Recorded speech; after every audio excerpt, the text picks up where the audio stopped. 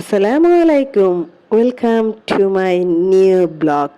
আসলে ভিডিও তো তৈরি করি, কিন্তু সেরকম রিচ এনগেজমেন্ট হচ্ছে না। আপনারা পাশে থাকলে ইনশাল্লাহ হয়ে যাবে। এটা চন্দ্রিমা, মোহাম্মদপুর, ঢাকা উদ্যান। এখানে আমার বন্ধু, মানে আমার ছোটবেলার বন্ধু না, শুধু আমার ছোটবেলার ভাই ফ্ল্যাট কিনেছে। তো ওর ফ্ল্যাটটা দেখতেই আমার বাবা মা সহ আমরা গিয়েছিলাম। এই তো এই বিল্ডিংয়ে ও ফ্ল্যাট কিনেছে। বিল্ডিংটা বাইরে থেকে দেখতে দারুণ লাগছে, তাই না?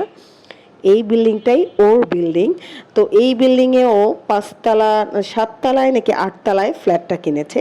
তো রাস্তাটা মোটামুটি কমপ্লিট হয়ে যাবে ইনশাল্লাহ। এটা আমার তার পাশের বাসার একটা পাশের ফ্ল্যাট। আর এই তো এইখানে তার কিছু দূর গেলে একটা নদী আছে। নদীটা সম্ভবত চন্দ্রিমা, ঢাকা চন্দ্রিমা উদ্যান বা মোহাম্মদপুরে যারা আছেন তারা এই নদীটার নাম জানবে। আমি এই নদীটার নাম বলতে পারছি না, সেজন্য দুঃখিত। আর এ বিষয়ে যেহেতু আমি জানি না, তাই বলতে পারলাম না। যাই হোক, এই তো তার ফ্ল্যাটটা, এই ফ্ল্যাটেই সে মানে ফ্ল্যাট কিনেছে। ফ্ল্যাটটা দেখতে আমরা মূলত ঢাকা চন্দ্রিমা উদ্যানে গিয়েছিলাম। আর ওদের সাথে কিছু সময় টাইম স্পেন্ড করেছি, এবং তাদের সাথে টাইম স্পেন্ড করতে আমার খুবই ভালো লাগে। এটা আমার মেয়ে, এই লাল ড্রেস পরাটা, আর তার সাথে আমার এই ছোট ভাইয়ের মেয়ে এটা। তো যাই হোক, আমার বাবা, ওই তো সাদা পাঞ্জাবি পরাটা আমার বাবা আমার ছেলের সাথে হাঁটছে। তো আমরা বিশাল ঘোরাফেরা করেছি, ওইখানে খাওয়া দাওয়া করেছি, থেকেছি, আড্ডা মেরেছি। তারপরে নদীর ধারে গিয়েছি। নদীর ধারে এরকম সুন্দর সুন্দর ছোট ছোট খেলনা পাতি নিয়ে দোকানগুলো বসে, আর রঙিন এই দোকানগুলো দেখতে আমার এখনও দারুণ লাগে। আমি দাঁড়িয়ে দাঁড়িয়ে শুধু দেখতেই থাকি এই রঙিন দোকানগুলো। যদিও ছোটবেলায় আমি এই দোকানগুলোর কাছে থেকে আসতেই চাইতাম না। আর এই যে দোলনা, দোলনা দেখলে আমি এখনও বসে যাই। দোলনা দেখলে মনে হয় যে আমি এখনও দোল খাই।